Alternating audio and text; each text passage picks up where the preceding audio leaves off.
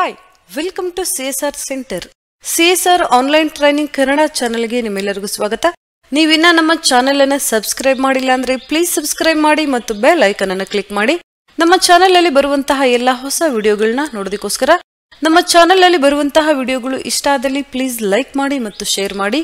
ಇವತ್ತು ನಾವು ನೋಡೋಣ MS ಪವರ್ ಪಾಯಿಂಟ್ ಅಲ್ಲಿ ಸ್ಲೈಡ್ ಶೋ ಆಪ್ಷನ್ ಅನ್ನ ಯಾವ ರೀತಿಯಾಗಿ ನಾವು ಯೂಸ್ ಮಾಡಬೇಕು ಅಂತ.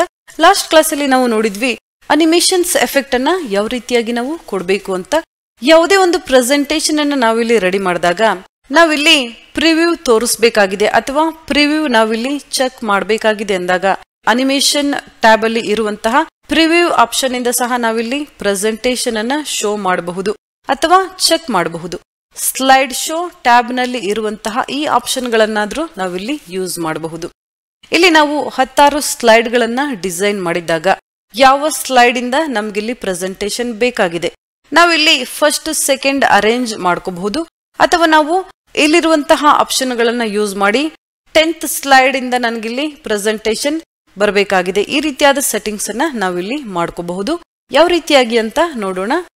ಮೊದಲು ನೀವಿಲ್ಲಿ ನೋಡಬಹುದು 4 ಪೇಜ್ ಗಳನ್ನ ನಾನಿಲ್ಲಿ ಇನ್ಸರ್ಟ್ ಮಾಡಿದ್ದೀನಿ. ಎಲ್ಲಾ ಪೇಜ್ಗೂ ಸಹ ನಾನಿಲ್ಲಿ ಎಫೆಕ್ಟ್ ಅನ್ನ ಕೊಟ್ಟಿದ್ದೀನಿ. ಅನಿಮೇಷನ್ಸ್ ಎಫೆಕ್ಟ್ ನೀವಿಲ್ಲಿ ನೋಡಿರಬಹುದು. ಪಿಕ್ಚರ್ಸ್ಗೆ ಟೆಕ್ಸ್ಟ್ ಈ ರೀತಿಯಾಗಿ ನಾವಿಲ್ಲಿ ಎಫೆಕ್ಟ್ ಅನ್ನ ಕೊಡಬೇಕಾಗುತ್ತೆ.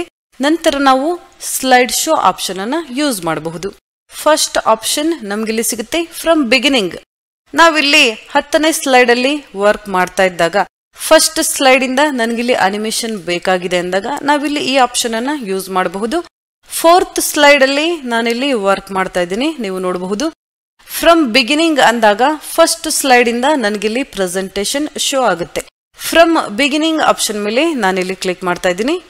ಫ್ರಮ್ ಬಿಗಿನಿಂಗ್ ಆಪ್ಷನ್ ಮೇಲೆ ನಾನಿಲ್ಲಿ ಕ್ಲಿಕ್ ಮಾಡ್ತಾ ಇದ್ದೀನಿ. ನೀವಿಲ್ಲಿ ನೋಡಬಹುದು ಪ್ರೆಸೆಂಟೇಷನ್ ಇಲ್ಲಿ ಯಾವ ರೀತಿಯಾಗಿ ಶೋ ಆಗ್ತಾ ಇದೆ ಅಂತ. ಫಸ್ಟ್ ಸ್ಲೈಡ್ ಎಕ್ಸಿಟ್ ಎಫೆಕ್ಟ್ ಇಲ್ಲಿ ಬಂದಿದೆ.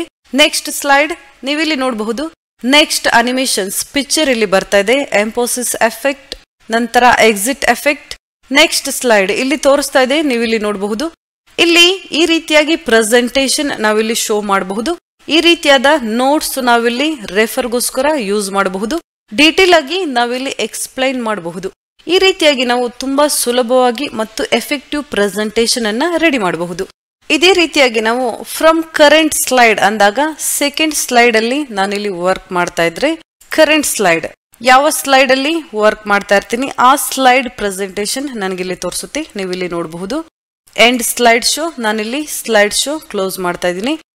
ಅಥವಾ ಕಸ್ಟಮ್ ಸ್ಲೈಡ್ ಶೋ ಆಪ್ಷನ್ ಮೇಲೆ ನಾವಿಲ್ಲಿ ಕ್ಲಿಕ್ ಮಾಡಿದಾಗ ಕಸ್ಟಮ್ ಶೋಸ್ ನ್ಯೂ ಅಂದಾಗ ಯಾವ ಸ್ಲೈಡ್ ಫಸ್ಟ್ ಸೆಕೆಂಡ್ ನಮ್ಗಿಲ್ಲಿ ಬೇಕಾಗಿದೆ ನಾವಿಲ್ಲಿ ಚೇಂಜ್ ಮಾಡ್ಕೋಬಹುದು. ಸೆಕೆಂಡ್ ಸ್ಲೈಡ್ ನಾನಿಲ್ಲಿ ಕೊಡ್ತಾ ಇದ್ದೀನಿ. ಆಡ್ ನಾನಿಲ್ಲಿ ಕೊಡ್ತಾ ಇದ್ದೀನಿ. ನಂತರ 4th ಸ್ಲೈಡ್ ನಾವಿಲ್ಲಿ ಕೊಡೋಣ. ಆಡ್ ಫಸ್ಟ್ ಸ್ಲೈಡ್ ನಾನಿಲ್ಲಿ ಸೆಲೆಕ್ಟ್ ಮಾಡ್ತಾ ಇದ್ದೀನಿ. ಆಡ್ ನಂತರ 3 ಸ್ಲೈಡ್ ಮಾತ್ರ ನಾನಿಲ್ಲಿ ಸೆಲೆಕ್ಟ್ ಮಾಡಿದ್ದೀನಿ. ಶೋ ಆಪ್ಷನ್ ಮೇಲೆ ನಾವಿಲ್ಲಿ ಕ್ಲಿಕ್ ಮಾಡೋಣ. ನೀವಿಲ್ಲಿ ನೋಡಬಹುದು ನಾವು ಯಾವ ಸ್ಲೈಡ್ ಅನ್ನ ಸೆಲೆಕ್ಟ್ ಮಾಡಿರ್ತೀವಿ 10th ಪೇಜ್ ಇಲ್ಲಿ ಫಸ್ಟ್ ಪೇಜ್ ಆಗಿ ನನಗೆ ಬರಬೇಕಾಗಿದೆ. ಈ ರೀತಿಯಾಗಿ ನಾವು ಸೆಲೆಕ್ಟ್ ಮಾಡಿದಾಗ ನಾವು ಯಾವ ಸ್ಲೈಡ್ಸ್ ಅನ್ನ ಸೆಲೆಕ್ಟ್ ಮಾಡಿರ್ತೀವಿ ಅಥವಾ ಯಾವ ಪೇಜ್ ಗಳನ್ನ ನಾವು ಸೆಲೆಕ್ಟ್ ಮಾಡಿರ್ತೀವಿ ಆ ಪೇಜ್ ಮಾತ್ರ ನಮ್ಗಿಲ್ಲಿ ಸ್ಲೈಡ್ ಶೋ ತೋರಿಸುತ್ತೆ. ನೀವಿಲ್ಲಿ ನೋಡಬಹುದು ಈ ರೀತಿಯಾಗಿ ನಾವು ಒಂದು 10 ಪೇಜ್ ಅನಿಮೇಷನ್ಸ್ ಅನ್ನ ಡಿಸೈನ್ ಮಾಡಿದಾಗ ಯಾವ ಪೇಜ್ ಬೇಕು ಆ ಪೇಜ್ ಗಳ ಪ್ರಿವ್ಯೂ ಅನ್ನ ಮಾತ್ರ ನಾವು ಈ ರೀತಿಯಾಗಿ ನೋಡಬಹುದು.